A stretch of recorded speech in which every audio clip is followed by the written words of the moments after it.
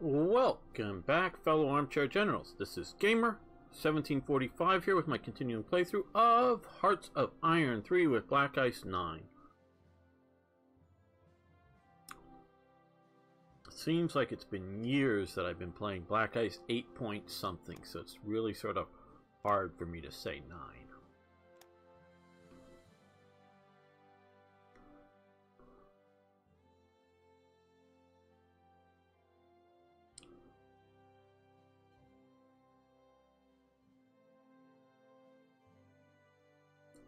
The war is getting close. I got stole some American blueprints.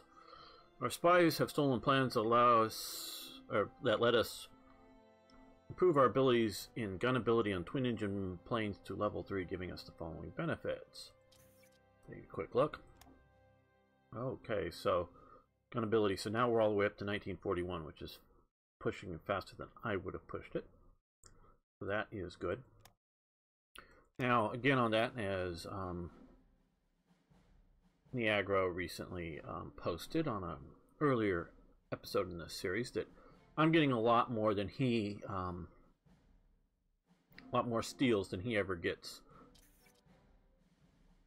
playing as Germany, and I agree, because I mostly play as Germany, as you know, and I normally don't hardly get any. I've upped it to almost 10 here, and I just at the starting of this episode I removed. I didn't know I was going to get that. I removed any new ones going to Germany, and still whatever's there will slowly wear down and maybe steal something. The 4 there. I don't, and I will say this, I don't use Intel well. This is a complex game. There's lots of nuances to it. And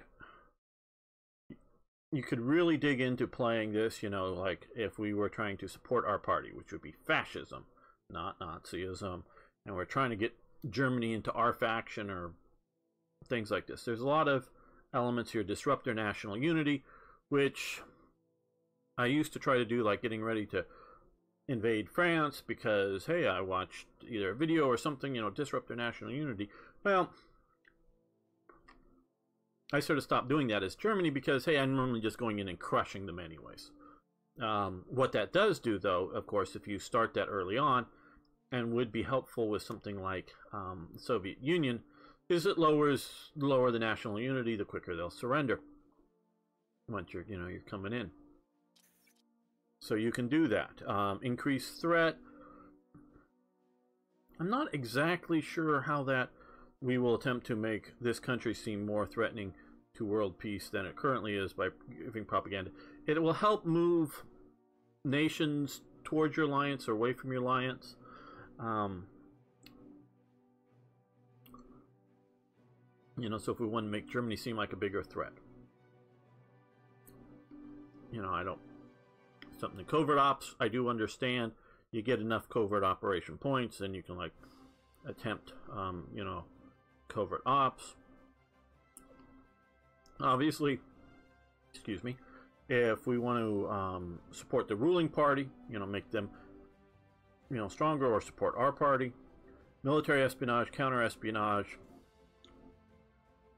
you can do all that to find out what their army is. Well, one of the things is I sort of already know what a lot of these nations are going to do. Let's just click here, Bolivia. We can look around. Now, if like we were on Germany here, we have some idea of what they are producing. We have no idea of what they're producing because we have no spies there. But do I really care what Hungary, or do I really even care what France is producing? How strong is France? Does it matter to what my plans as Italy are? Well, if I didn't know, it probably would be, but since I sort of kind of do, I think it might be difficult for Italy to defeat France unless France is also, at war with Germany and defending these other borders here, because we can look here. When we started earlier on, these were big piles of units. Oh, this is interesting. The start of this episode, there was a big bunch of brown English units here. For some reason they came down to Nice. I don't know why. Maybe it thought these were like a threat to come into the city, and they are if we go to war. But they've been given to France for some reason. Don't know specifically why. I also thought, were they sent here to then be sent on somewhere else? I didn't know. But now that they've been given to France, they're all going, or a bunch of them at least, are going other places as France defines the threat. Because here, these are just corps commands here that I think are reinforced corps. You know, they're not this. They have, you know, attachments to them that make them okay-ish at defending. Well, I think I can punch through them with these Italian forces. But like I was saying earlier on, this sort of the start of this, you can go back and look at some of the episodes. These are, you know, okay-ish stacks of 3 or 4 divisions, and we don't know quite how many pillboxes and full defensive fortifications in some of these provinces here, but they might be able to stand up to, this doesn't have any, to our invasion. And definitely if we go to war with them and everybody else is at peace in the world, then I can see France holding on, with especially without any special penalties to their forces. But, you know, as the war is going on, like I'm saying, I don't care for my plans. I've put up an army that I think is reasonably good, reasonably strong. We'll see what we can do with it. Just sort of based on my historical knowledge. So that's why I don't use intelligence well. Now, coming over here, again on the same subject, we have, again, almost 10 points for tech stealing. And we've gotten a bunch of techs. Some of them are have been sort of super awesome good steals, like when we got light bombers all the way to 39, back when we should have only been able to research the earlier ones. We shouldn't be able to get to 39s yet because of this earlier stuff. Now, if we want to go past 39, we've got to still research these things, so we're still sort of kind of stuck. But hey, we stole a 4-engine airplane all the way, you know, to 1940 without doing any of these, and these are all just supplemental, meaning these don't, well, they do give you a little bit of you know, theory bonuses down here if you really sort of play this game. And again, that's another part of the game that's nuanced that I really just don't play, meaning I just don't pay attention to these. But having basically the practicals, if my understanding is correct here, affect how fast you can build things. Where the engineering type elements, the greens here, is how fast you can research these. And with some of these, these are the different well, practicals and theories or whatever techs go into how fast you can build or research some of this stuff. So we've been able to jump past, for bomber prototypes and 4-engine transport prototypes, without researching it. So it's sort of a, you know, forced magnifier. How many things would we have had to go to get to here? A lot more than just what we've done here. But had we started out, and I've moved this up over time because we've been doing so well, and I've also got a big reserve of officers, so I've reduced that down. Also had a big reserve of diplomats, so I've reduced that down. But had we been doing all this time, would I have had, you know, 10 more slots since the beginning? Would I have had a lot more stuff researched? Very possibly. It gets into the point that, like another area here, carrier prototypes. We didn't research any of those. Now we are doing the sort of fundamental here, but we've already jumped up that. So when we jump from like 0 to nothing to 4 here, so it can be good. Now, why do I do it even if I think maybe it's not worth it? Well, you know, Oh My God doesn't do it because Oh My God is the best sort of power player that I know. I say that, not that he's the best, but I've watched his series. It's good. And in particular, I didn't watch every single element of it, but I did sort of like watch his invasion of the Soviet Union. And he's just really going at it, really sort of min-maxing German divisions, and throwing a Waffen SS infantry brigade in with regular units and all this stuff to really sort of get the best stats out of it. So if you want to play, the best in it, so it's like if you're trying to win the competition against somebody else, follow his playstyle. It's different than mine. And so if you're going to do like multiplayer and just who can play the best, do what he's doing because he knows how to do it better than I do. And so he's probably right on the amount of leadership is that. But I do it because it's cool. And it's fun to see what I get. And they did do that back then. There was tech stealing going on. And some doctrine stealing. They were doing a little bits of that. And normally I don't put nearly as much into it as I'm doing currently, just because I don't get much out of it, but I've put much more in it because we've been just keep hitting the lottery, as you will. Some of the stuff are just stuff I don't plan on building, but if I decided to, it would be really helpful. And that's one thing when I play as Germany, I try to tech steal against nations that I think have a big advantage in naval techs, because I don't focus that on as Germany. And I think I'm at at sort of parity with everybody else or better on other techs. So what I think it's doing, again, I don't know all the mechanics, I think it's sort of doing rolling the dice ever so often. Goes, dice roll, okay, you've just stolen tech A4. Oh, well, you already have tech A4 and at that level or better. Oh, okay, so you didn't get anything new.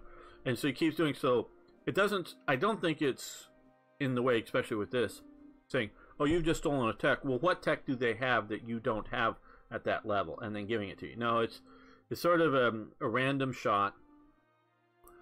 And so if, as playing as Germany, you've already got everything, it doesn't really help you much.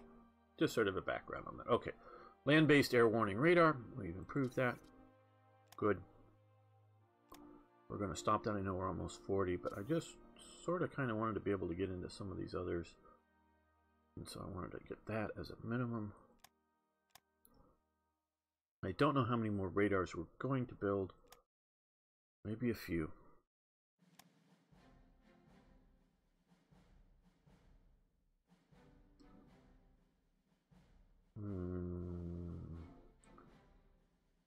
Let's start this. That'll be good. Get that going because we're almost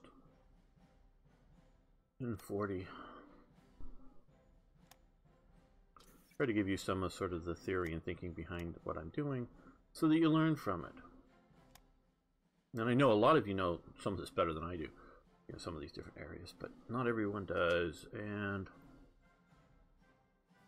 maybe you should just also learn how not to do things too.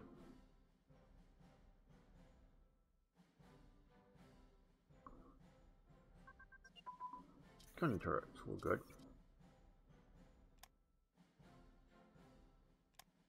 That we're going to stop. And we're going to come back and start on these. Well, wait a minute. Now let's look at armor. 1940 armor.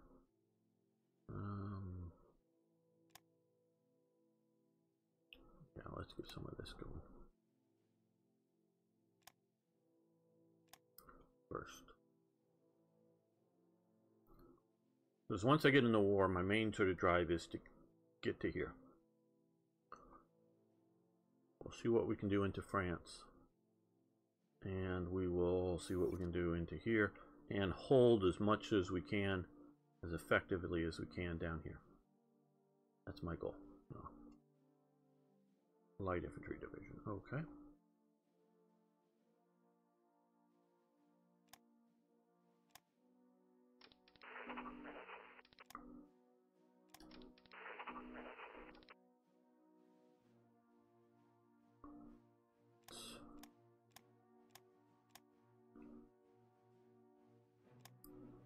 No, not a battle expert.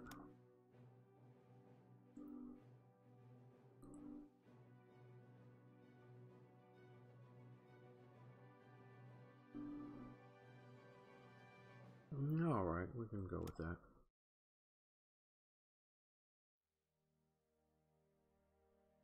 How long until I get that mixed support unit? Okay, that's on January 27th. That's not the motorized. I just want to send that down to Ethiopia. If I can.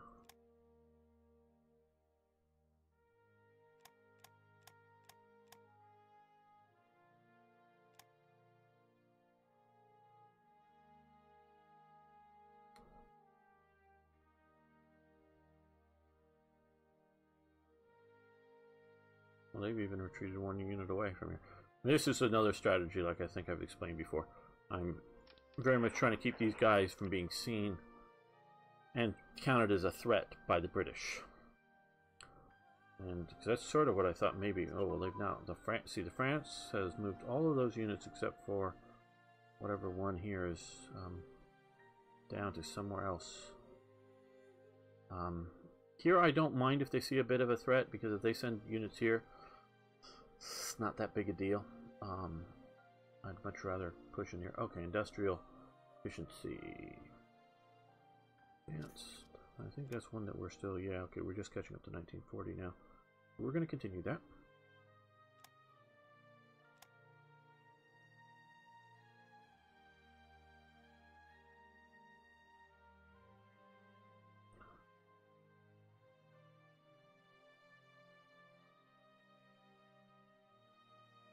Okay, new year.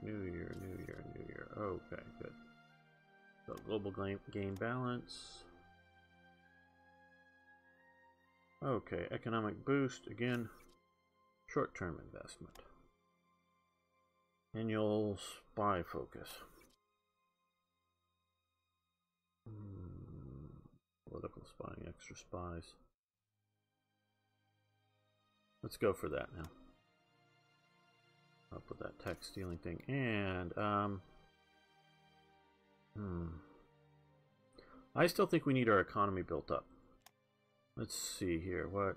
National manpower. Okay, we got plenty of manpower. Build up the Air Force.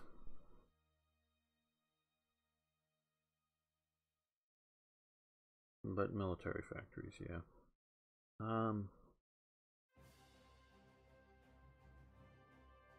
The Navy, well. Science.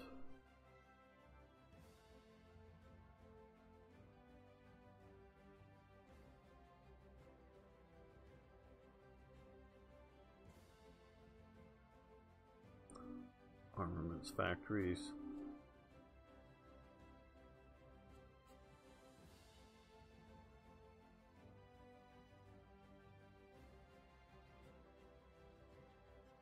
I'm gonna go one more round of this. Let's see.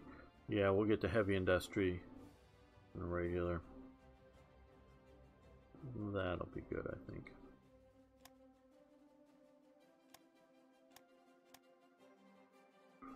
Okay, and let's shift this around a little bit. Oh, good. Okay, so now this is down a little bit more, but I am starting to put a little bit of Navy up.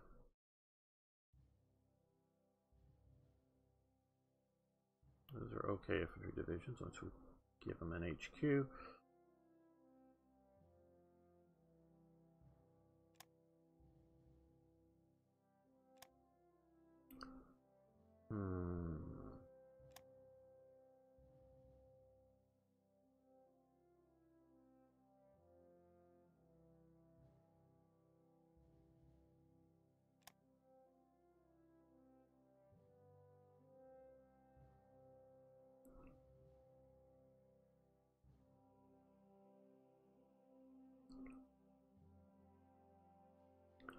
That would be nice.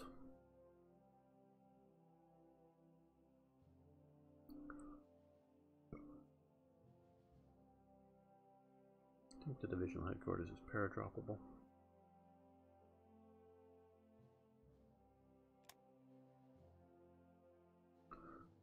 Yeah, it's not too expensive. It'll take a long time to build, but going after Malta or something, it might be very helpful.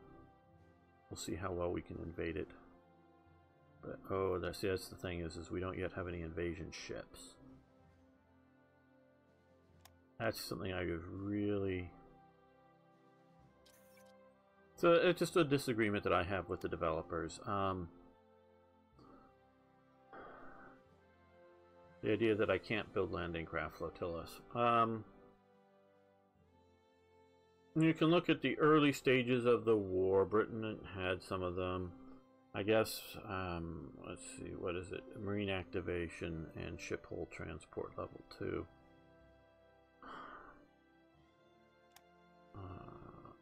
Marine activation, where is that? Marine activation, and there we need amphibious warfare equipment. We need underway replenishment and basing construction. So that's a lot to get there, and then to get to that, and then to do that. It's just a lot to get there, and I think it's a bit much. I'm not saying it isn't doable. I'm not saying they're entirely wrong on it. But Japan had pretty decent naval invasion capacity. So did Britain before or very early war. Now, Britain had the best sort of navy out there at the time. And, you know, I don't know, we'll probably get an event to get fishing boats or whatever, like Germany does, but I don't know. I don't know.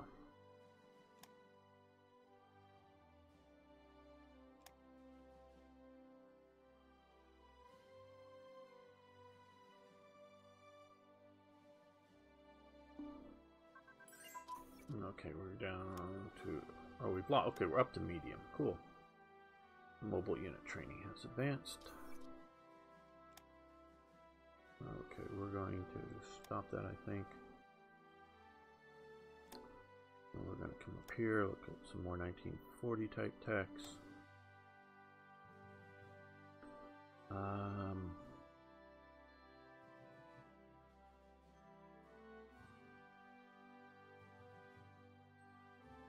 Both help leadership. Let's get that going. Oh, and we have a bit more because of that.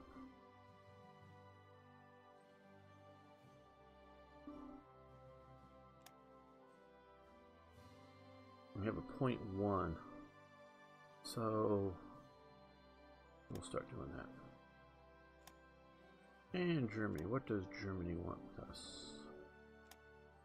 We would give them fuel for money.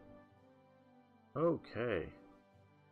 You want fuel? You can have fuel. We've got a little over half our maximum possible storage capacity of fuel. And that should help us bring us closer into alliance with you. I think I could hold the front if France tried to hammer me, but...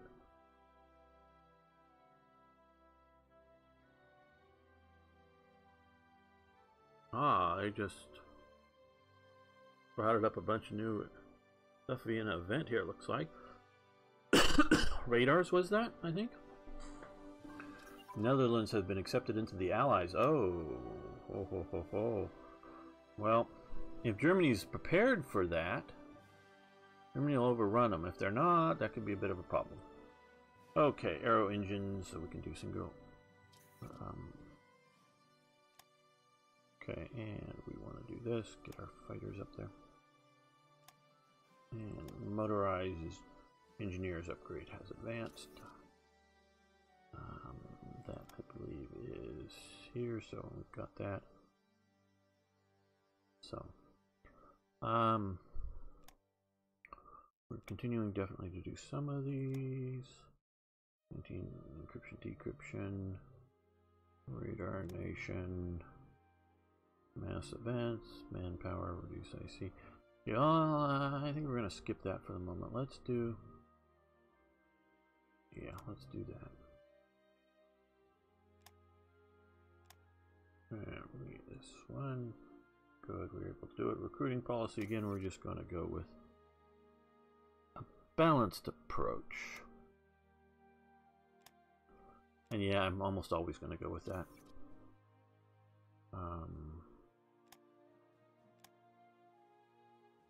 Okay, well, we did have a good boost there. You get those heavy industries in the right provinces, they really help out a lot.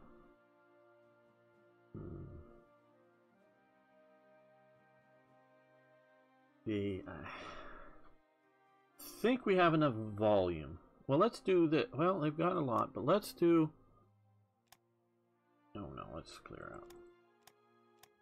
We'll leave them. We'll leave that. Yeah. We'll leave that. How big are these? 9,000. Okay, we'll just have one mountain brigade.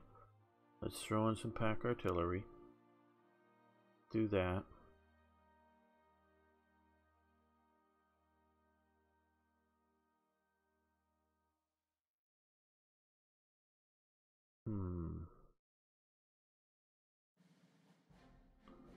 I think we may do horse transport. I don't know. Recon cavalry. Cavalry.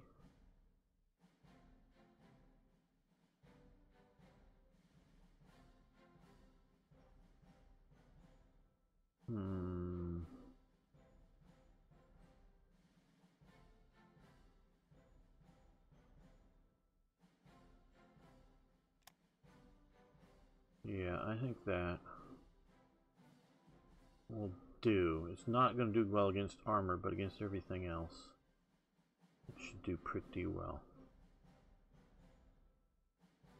Let's do a couple of those.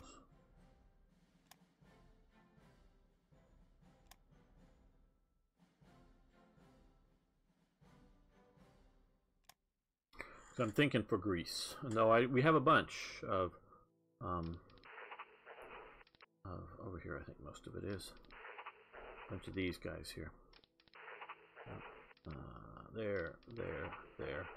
We have a bunch of it, but that will a little bit more won't hurt, especially if we gotta face this front here.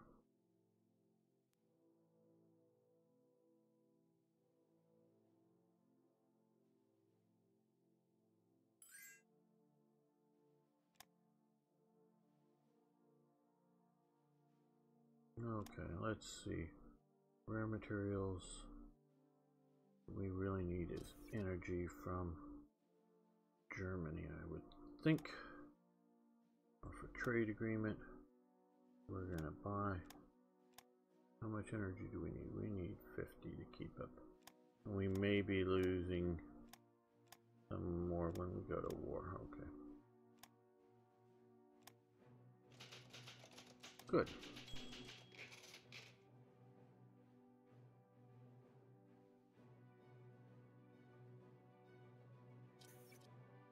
Defense report. Moderate breakthrough. Well, good. That could be something really nice.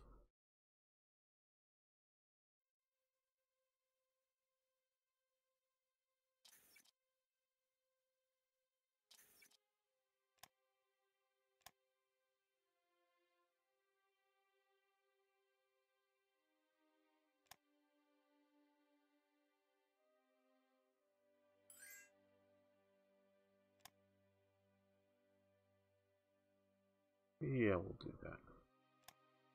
We got enough money.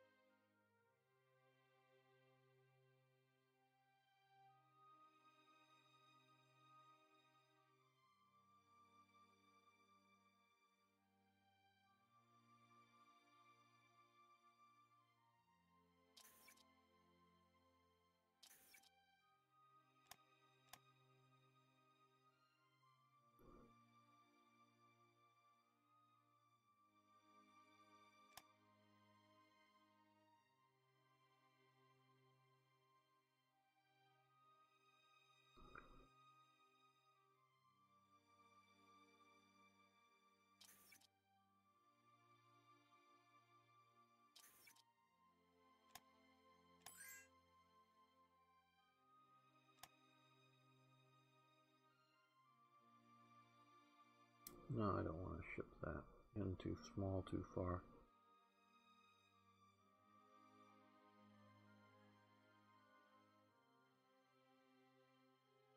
let's speed it up just a little bit more for a while. Okay, radar advance, good. I'm going to stop that, but that opens up these others, so we're going to particularly here, I think.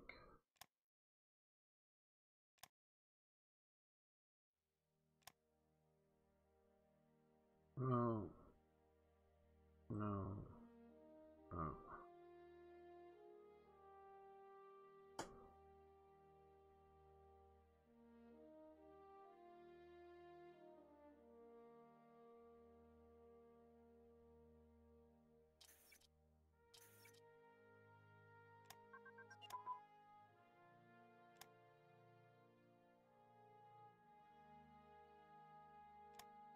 Okay, well, we no longer get Italian or Brazilian energy. Small warship classes. Okay, that helps a lot of these guys.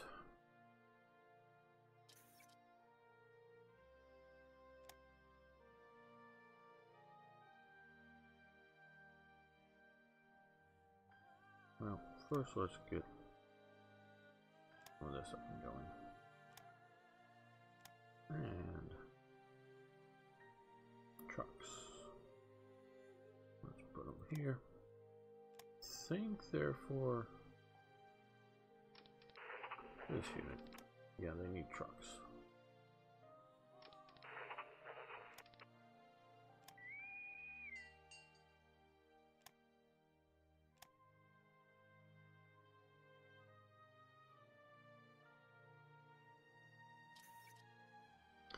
Ah, we'll look at that in a second.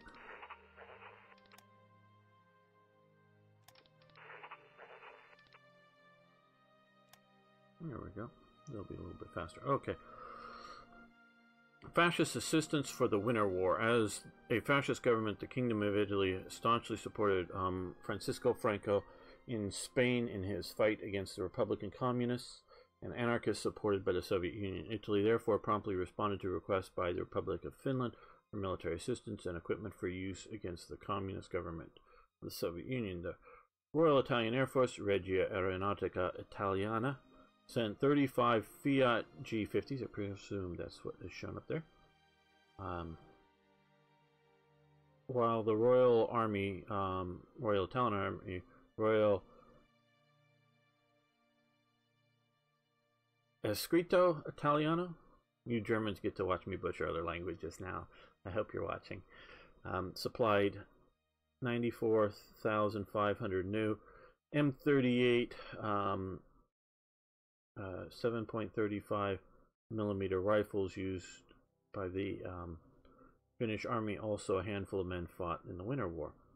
Let's crush the Bolsheviks. Stay neutral. Okay, well, wish we had some you know, be able to gain national unity or dissent. So yes, let's do this.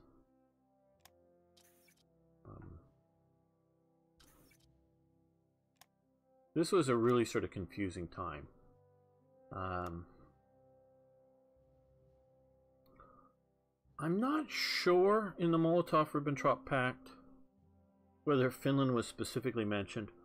The original version of the pact gave or put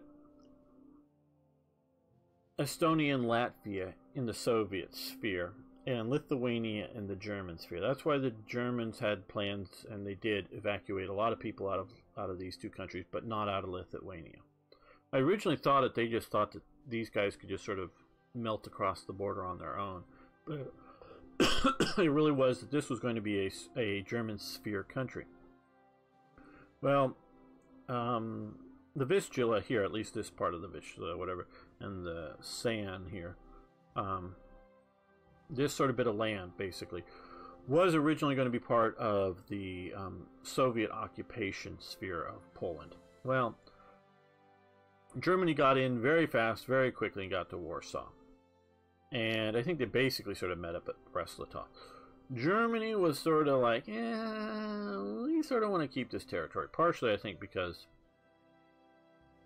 once you get Warsaw, and then to think, oh, Germans are just the other side of the, I mean the Soviets are just the other side of the river, or basically, I don't know that it was originally going to be right on the Vistula line, but going to be real close here. So the Germans wanted this bit of land, and so they occupied it. And so after they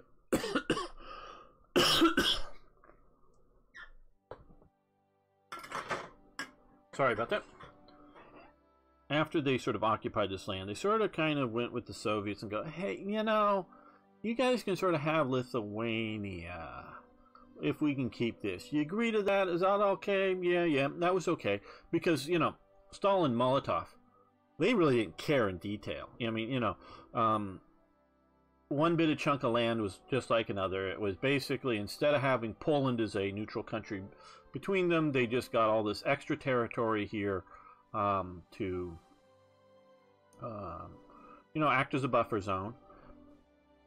I've seen some posters, and someday I'll use some of them in some events, but the Soviets put up people welcoming the Soviets into Poland. Well, there was a Russian minority in Poland, because Poland was, of course, created simply because it was a sort of protectorate state, if I have it correct. Again, correct me below if I'm wrong, of the Russian Empire. It was sort of, at least at one time under, I think, either Catherine the Great or one of them, it was sort of like the liberal democracy. I don't know if it's quite a democracy, but a liberal government experimental region for the Russian rulers, where they were draconian, and you know, you're a serf on somebody's land. You can't go anywhere because you're his serf. Not quite a slave, but almost a slave kind of thing. You were tied to the land and all this kind of stuff. You couldn't just decide to, you know, oh, he's not paying us well, we'll go work somewhere. No, you had to stay on the land and all this kind of stuff. So, not that you didn't have rights within the system, but it wasn't good. Nothing I'd want to live under. And that was one thing when, you know, there's lots of dukes and grand dukes in Russia, and if you've ever watched like War and Peace, that's all I've ever done is watch it. I never read it, but if you read it or watch it, or some of the other sort of mid or early 19th century Russian novels or stories, you know, they're all sort of set with a sort of a French-speaking aristocracy, in which it sort of was by that time. Most of the aristocracy spoke French, at least amongst themselves, dressing in a lot of European fashion, and trying to, you know, pretend they're Europeans. And I don't mean this in any sort of weird racist way. I mean this in a cultural way.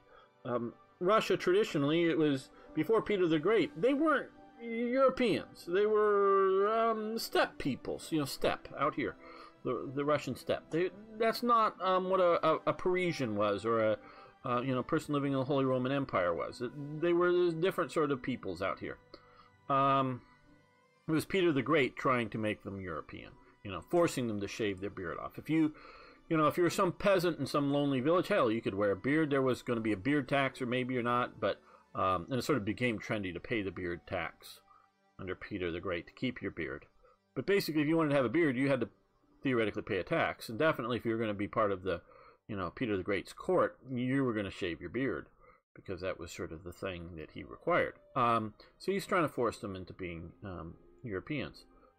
And so in their system is like all the sons of a Grand Duke were Grand Dukes. And all the sons of the Dukes were Dukes. Where like in the British system, the eldest son, and they didn't have Grand Dukes. There wasn't, you know, enough of an aristocracy to have a Grand Duke. It was just a Duke. So, you know, on the eldest son. So if you had 3 sons, the other 2, sometimes there were courtesy titles. It depends on the particular house or whatever, you know. But basically, you go from being, you know, if your father's a noble and the younger sons are nobles, but they're basic children, you know, so the grandchildren of a noble, unless it's the eldest one, are basically gentry now. You know, they're gentlemen. They have no titles. You know, it may be called, you know, an esquire if they own land, but basically they were titleless people, and, you know, they were part of the gentry now, you know, the grandchildren of a nobleman. And so this kept Britain from becoming too stratified. You know, compared to, you know, modern day people would see it as highly stratified, you know, the different social levels. But in the general mix of things, oh, look at, see, Germany wasn't prepared for the Dutch to come in. They're losing territory. No, sorry. That's the No, the Germans were prepared. That's wow. I'm misreading that. That's Germany invading. I'm just not used to looking at it from another country. That's Germany invading the Dutch. Okay, so the Germans are doing well. Okay, so they were prepared. Sorry, back to this. So this keeps you know. So like unless you're the eldest line coming down in the main primary inheritance, you were the you know, your children are going into the gentry, so they've got to get a job for themselves. You know, now sometimes they might work on the great family estates, or you know, of their family. So they're working for their family. You know, it's a job. You know, they might be fired from their job, but they're probably not going to be kicked out of their home or something. You know, in that kind of situation. But a lot of them go into government work and other sort of professions, kind of thing for the gentry, the gentleman class. But in Russia, all your children maintain the same social status. Now, in some of the other European courts, and I don't want to go into too much of them, but I think in France, I don't know that they quite did that, but they had a tradition of, well, you have 3 sons, well, give 1/3 of your land to each of the sons. So it starts breaking up some of the, you know, these big estates in some cases. So you have a diffusion of land ownership, but also by that means you have land is hard to get because people are going to hold on to the land that they have. They're not going to want to sell it because the land means income for the elites. They got other people on farming it, you know, but it means income of some sort. And at least under the old royal system before the French Revolution, the nobility did not pay taxes. You know, this goes back to, and a lot of people, you know, there's right now in America, the new tax breaks. The rich are getting bigger tax breaks than the middle class. And that's just politics of greed and envy. Because the middle class are getting tax breaks. Their taxes are going down. Rich people's are going down even more. But everybody's taxes are going down in America. Oh, not if you live in New York State, New Jersey, or California, and I live in California, because you can no longer deduct state income tax.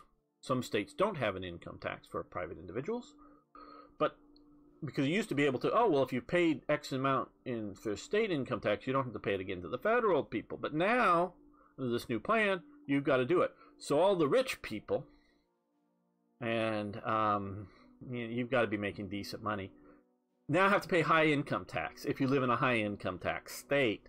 So these states, the state legislatures that have been raising their taxes over the years, including in California, to pay for all kinds of wonderful things for the people, and doing all that kind of stuff.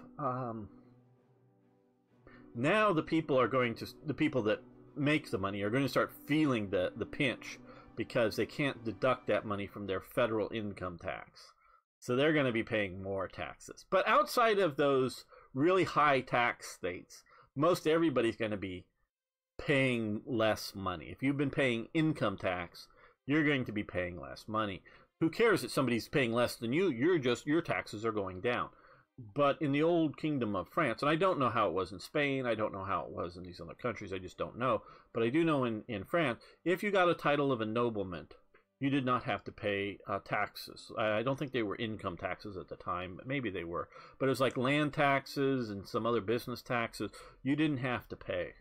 So this was leading up to the French Revolution, something that rich people, you know, people that got in there and made money somehow, really strived really super hard and would pay huge amounts of money to become ennobled and get a patent of nobility from the king, basically. And so it's like a one-time payment, and then you and your generations down, your descendants, wouldn't have to be paying the taxes anymore. So the taxes fell on the very, very small middle class, because there was, as a percentage of the population, a very small middle class. And all the rest of the taxes were on the sort of the working people.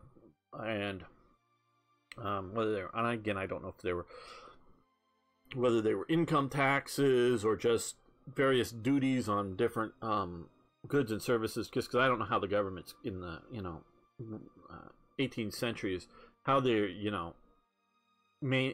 how do they know how much a shoemaker makes? Oh, he says he makes this amount of money. I mean, how do they know? I don't know.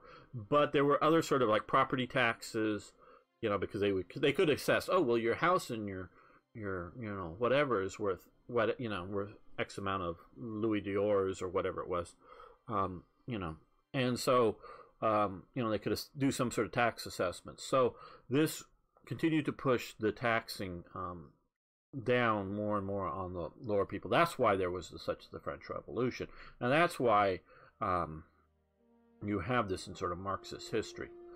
But in Russia, it was a bit different. I don't know exactly who was paying taxes in Russia, but because Russia, where's Russia? The barony of Muscovy or whatever, as it sort of starts out as, where's Russia? How big is Russia? Russia. The reason it sort of grew like that is that you had these younger sons of dukes, grand dukes, counts, whatever. I don't know all their various patents of nobility. And so I think mostly the great estates weren't divided amongst the children. I don't think. Again, I don't know all the details. If somebody wants to go look it up, they can. If you want to post it below, I'd love for you to do that. But the younger ones would still get the titles of nobility. So what they tried to do was to get a combination of two things. One, a grant of land somewhere in the expanding Russian Empire, just where and when, and some of these areas were really sort of primitive and terrible, and you really didn't want to be out in them, but maybe somewhere, out in this sort of area, in the sort of good sort of plains, and there's forests and whatever, and the hills, and out in this kind of area, not out in the deserts, but just out somewhere here.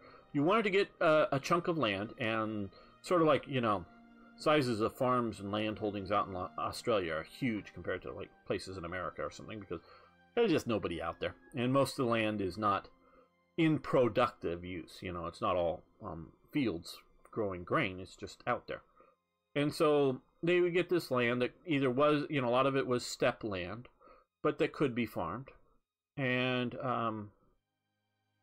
is to get the land, but the land was just like, you got a big chunk of land. In some cases, literally like this big a chunk of land. That's huge. My God, it really is huge. But that isn't an unheard of, especially if you're some sort of Grand Duke, to get that chunk of land. But like I say, it's not necessarily being farmed. It's Russian steppe. It probably has a growing season. It probably has reasonably fertile land, and it may get enough water or something at a time to grow. But, what's the Grand Duke going to do with it? And I don't know whether they could sell it really easily, but who's going to buy it and for how much? What they needed to get was serfs as well. So they would be granted a batch of serfs, 1,000 serfs, 10,000 serfs, whatever. So it was, and so I can also, because I remember watching some of this, some woman will marry into his family because he has, X number of acres or something, and 4,000 serfs, because he needs those people to work the land. So it was a mixture of land and people that you basically owned. Again, it wasn't quite slavery, but they were tied to the land. And it's more like enforced sharecropping, I think, mostly, meaning the serfs themselves had their own sort of farms, and they sort of did their own thing, and the owners got a percentage of the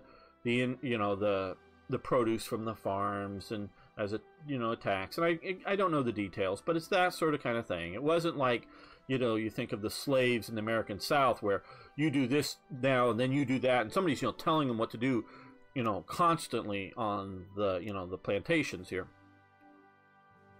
This is a type of bondage, yes. And I'm just saying that type of bondage. There was another type of bondage used in the colonies, a lot of people voluntarily put into it, is to get an all expense paid trip to America. You often put yourself into bondage, and you had a lot of rights, and often it may describe the kind of work you're going to do, but you were sort of like an apprentice, but you were a bound servant. And maybe it was to be a house servant, or maybe it was to be a bound farmer, or something like this. But you had this, and people could buy and sell your contract, and it was for 3 years. So what you would do is, you were a poor person in England, and you couldn't afford to get on a ship that was going to America. So that costs money. Normally, passengers, at least I know this in the later 18th century, going to India, you had to supply your own food on the passenger ships. You could theoretically give the shipping company money for food above and beyond your passage, but most people showed up with boxes of food to go to India. It was a real journey. So people had to supply their own food. People, get a passage, which is sort of a hammock or something on a ship, and get that kind of stuff and get to North America. And they didn't have the money to it. Now, if you owned your own farm or something, you could sell up and go. But why the hell would you do that? You already owned a farm. If you had a good sort of, if you were a good, I don't know, a silversmith, because I'm thinking of Paul Revere, who was a silversmith. If you were a good, not a silversmith who has a maker's mark in London, and you're set up in the silversmith guild, you're not going to leave that good job. But the third apprentice who has some skills in it, and who has maybe made through it his basic apprenticeship, but isn't allowed to set up his own silversmith shop, but could continue to work for wages, but he has basically nothing else, he can go, hey, if show up in Bristol, because a lot of stuff is going on in Bristol. Sorry if this is all history and you don't want to know all this, but show up in Bristol or something to one of these companies. Hey, I'm a silver kind of guy. I know how to make silver stuff. I've worked have some papers. I worked 5 years as an apprentice. I'm willing to sign a contract for say 3 years to be a silver apprentice or other similar sorts of things. You could work in copper, or you work whatever. For a passage to the New World, because once you're out here, there's literally free land. Now sometimes there's Indians on it, or sometimes the Indians weren't on it because there were treaties with the British.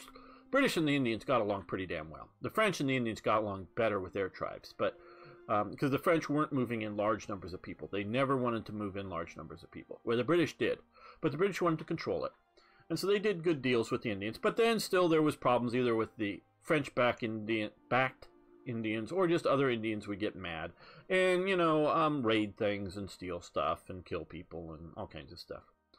But, if you go out sort of out of ways, there's either free land or sort of like in Russia, hey, yeah, sort of not like way out here, but deeper into, the colony of Massachusetts. Yeah, well, I've got a huge chunk of land here. But some farmer out there, family farm, he can only work a third of it in a year. How much he could plow, how much he could, harvest and whatnot, and that's all he can work. Well, if you have some money, he's willing to sell because, hey, that's cash. And he's converting some of his... And he has a big enough farm, and he's maybe like he can work a third of it now, give the other third to some of his children, and get a bunch of cash for it. And then, of course, later children can always, because there's always, with the American mentality, unlike the British mentality, there's always more land. And especially if you look at the colonial days, it really seemed like there was always more land. So yeah, sell some, for some cash. So if you could get to America, you can... once you get past your time in bondage, these were, again, white people, sometimes they were debtors that might be sold into it, but most of the time not. And some of the times they were criminals that was more down in South Carolina and later some other places, but that might be sentenced to, a number of years working on a plantation, for for criminal offenses. But these are otherwise upstanding people, a lot of them in New England area here, that would come, have a term of service. Obviously, if you have better skills, your time in service is less because it's more valuable. And so somebody out here would buy your contract and sort of set you up in business, and you were sort of working, and the contract would also specify a place to live, food, and whatnot. So you had your basic sustenance taken care of, but you basically, at least in the hours or whatever in the day that you were doing, you weren't making any money. You were just working off your contract.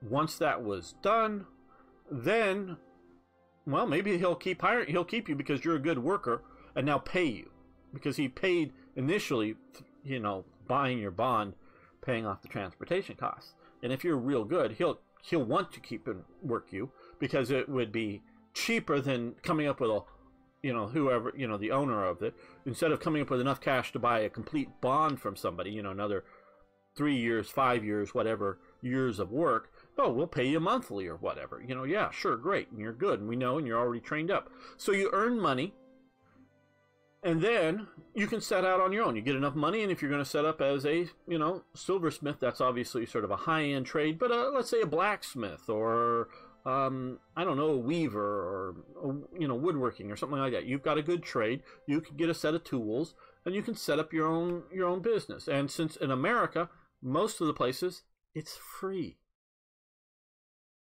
It's free. And you may be not understanding that. In Britain, again, I know British history and culture best. In Britain,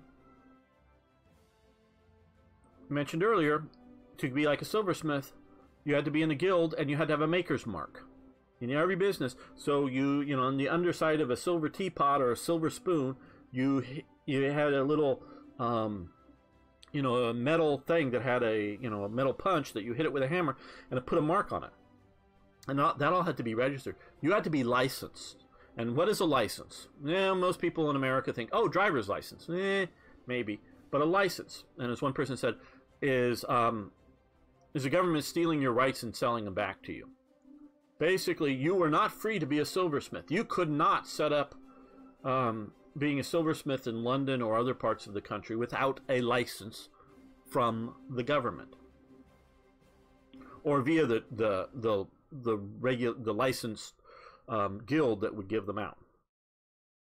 And the guild, of course, doesn't want competition. It already has 30 members, 50 members. It doesn't want 200 members because the current 50 members doesn't want the competition. So they're not going to give you a license, a permission to operate a business from you. They're not going to do that. They're just not. Unless they see and think it's long term, that business is booming, and so we want to go from 50 to 60.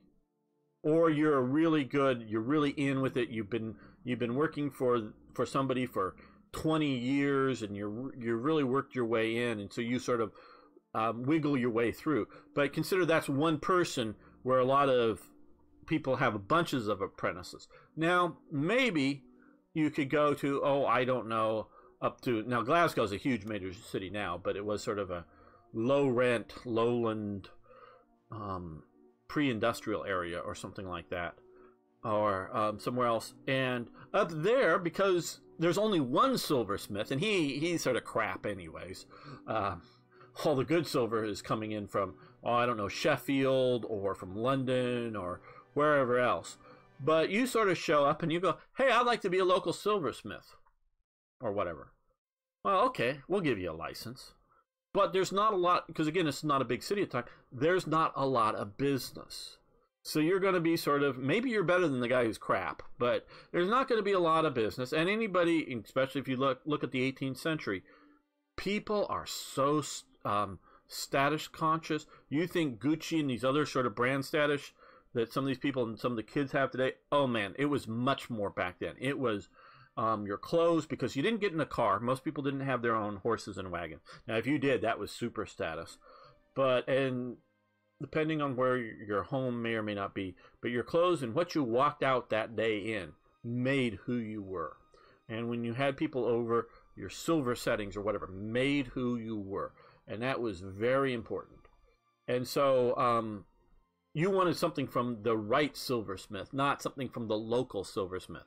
So you're going to get sort of jobs. And this goes for blacksmiths or whatever it might be. And so if you go to some, blacksmith, every town needs one, because you're shoeing horses and other basic, make nails. You realize nails didn't come from stores. Nails were handmade. Blacksmiths would make them. But if he already has one blacksmith in town, he doesn't want a second one. He wants the business. So you don't necessarily get permission to set up these kind of things. But in America, you could, because it's free. You didn't need a license. You didn't need guild permission. You weren't restricted. And this is what America is freedom. And this is what a lot of the world doesn't understand about America and doesn't quite get.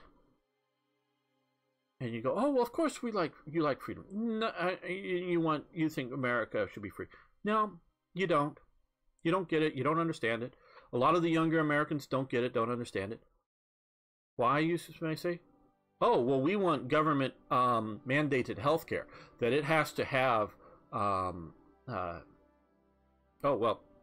you have to get government mandated health care. It has to meet the approved government qualification. It has to get what is that called? Taking away your rights and selling them back to you? A license. Okay? When the government mandates that I must have a particular kind of health care, insurance, I must have a particular health care insurance, and it must cover X, whatever X is. It must do that. That is not freedom. I could say, and what I want is health care insurance that will deal with catastrophic stuff. So if I need to go to the doctor and spend $500, I pay it, or something like that. And it may take all my savings. But if I need $5,000 or $10,000, the insurance pays it. But no, the government wants something, in healthcare must take care of insurance, certain amount of your medicines. Well, if it's not too expensive, I'll pay the medicine. No, it must cover this. It must cover that. It needs to cover these other things. It must cover these other things. You can't have what you want. You must get it from a licensed, government-approved healthcare provider, insurance provider. I'm not talking about licensing a doctor so that we know that they're professionally trained, because yes, I want doctors to have licenses, because they're licensed to practice medicine on other people, okay? There's a distinction between that and a license to be a carpenter, okay? I buy a chair and it falls apart on me. Yeah, it ain't good, but I don't want the government to license chair makers or silversmiths or blacksmiths or other things like that. I don't want the government to do that. I don't want the government to license toy makers or whatever. Doctors, sure. And when there's, lawyers, there's gray areas. I'm not, as you know, I'm not an absolutist. There's gray areas, and I know where this is getting into more philosophy, but so America and all the Europeans, yeah, government approved, government supported, government, you must do the government thing. No. America is about freedom. Freedom. If I want catastrophic insurance, or if I'm stupid and don't want any insurance, that's what I get. And, that's the way it should be. So I should be able to pick out the basic kind of thing. Now, we talk about in California, and I think in many other states now, to drive an automobile, you have to have liability insurance. Meaning if you go hit somebody else, so I'm driving a wreck, a crummy car, and I hit a brand new Mercedes. Well, if I have liability insurance, the Mercedes guy isn't out. It's my insurance company has to pay for it if I'm at fault. That's reasonable because it's affecting somebody else. But do I have to pay for theft insurance? No, you shouldn't have to. And I don't think you do.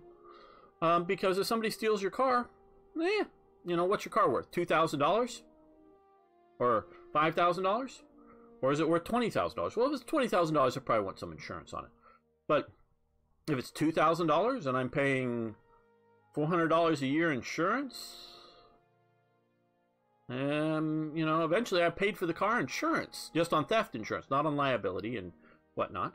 No, I'll take, you know, it, you know, it could be a rational decision to go, hey, yeah, well, I'm out of luck if it gets stolen. You know, now, of course, a lot of people buy cars on time, so they're really owned by the bank. So in their agreement, they have to have the insurance because the bank doesn't want to be out the car. But, you know, that's a different matter.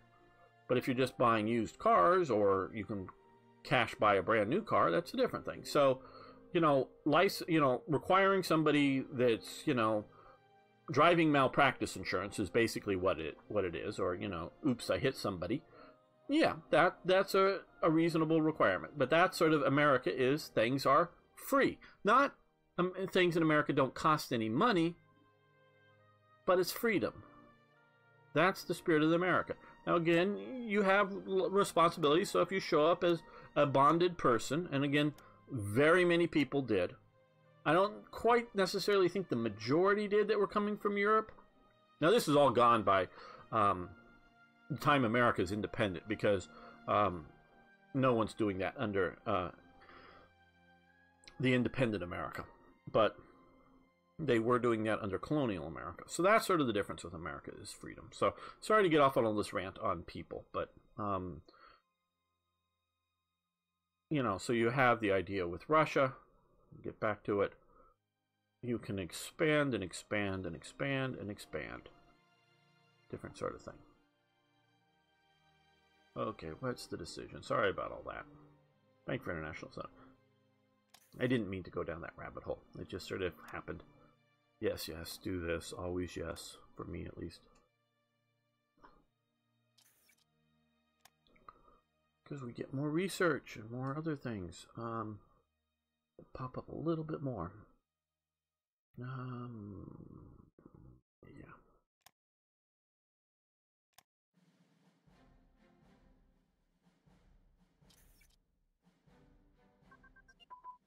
Oh, stop. Oh, there we go. I've been waiting for that. Large caliber machine guns. Sort of a good basic one that will allow like this, which is because this one, it has some negative to build cost, but it helps air attack. And then here we get to do this machine gun cannon combo. That's sort of the trick. The best trick is that.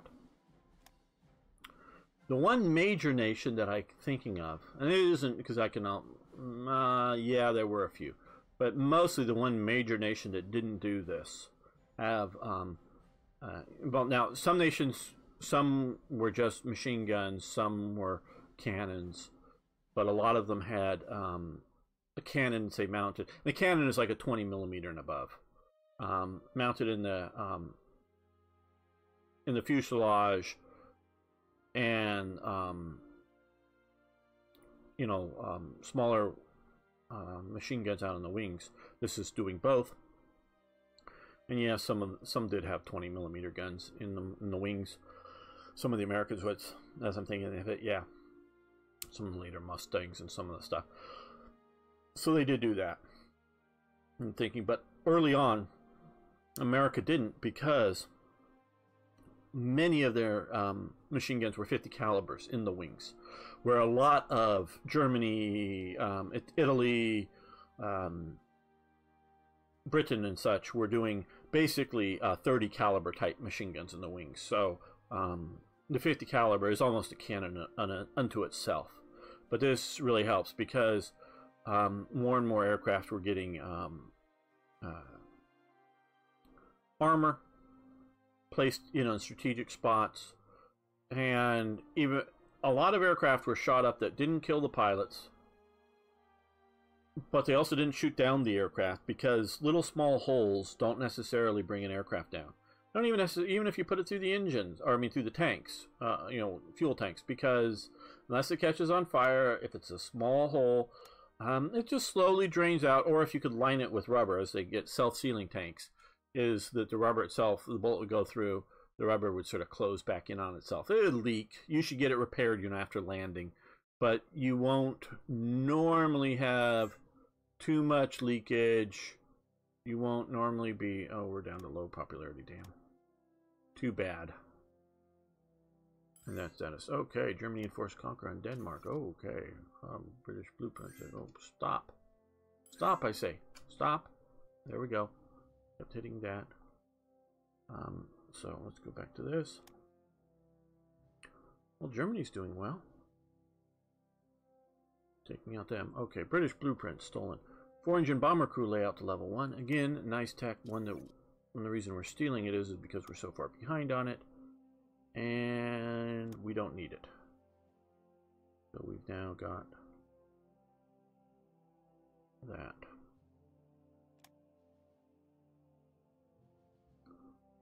Oh, we should do drop tanks soon. New industrial zone, good. And, no. Soviet Union, money, metal, yes. We're needing to shift over some of that. Iberia, now I don't want to trade out there. Yugoslavia. Yeah, I think we will. I want to take Yugoslavia and take whatever they have. See if we can get more coal from Germany. Okay. Try to shift. Ooh, consumer goods. Why did they go up?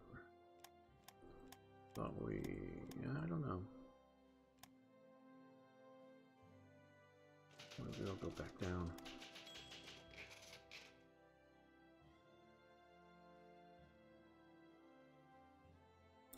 As you all know, history fascinates me. Oh, we need to... Oh, stop. We need to... let's see. Now, this is my last thing that I specifically really sort of want to get down here. Oh no, get on board the boat. Then, oh, not that one. They can hold people in those things. I didn't know I had any.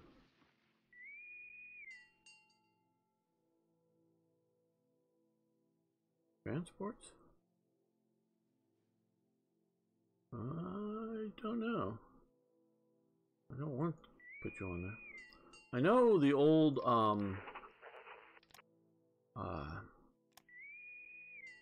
German DLC had some text that you could get to put very limited amounts of transports on, like destroyers and light cruisers. I think it may be just limited to them, very small amounts. So it would take a bunch to move a division, or if you're just moving a brigade, or so, you take, you know, 3 or 4. That was to do very much the simulate the invasion of Norway, which Germany did mostly from naval vessels. But in the scale of Hearts of Iron, you know, they were like the 400-man or 1,000-man invasion force from 100 extra German soldiers per ship kind of thing. So it's really sort of small. And basically, you know, if you were stacking a few of those vessels with a bunch of other transports, the AI would do it, but it wasn't hardly enough to do it otherwise. So I just set it for the player. Cool tech, and I agree with it, but it's limited use. Okay, that will help us get more text and research. Let's continue to add here. I know there's some other areas that we want to do, but that 5% I think will show up in the next business day, as it were. Reconnaissance, so we're stopping that, and we're going to move that over here to go all 4.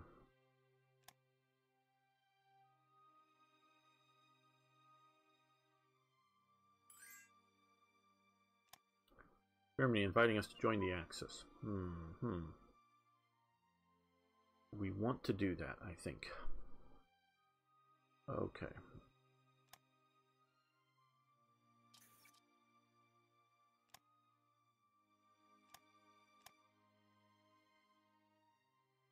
Oh, we can do this now. Plump doctrine. Well, good. That will be good.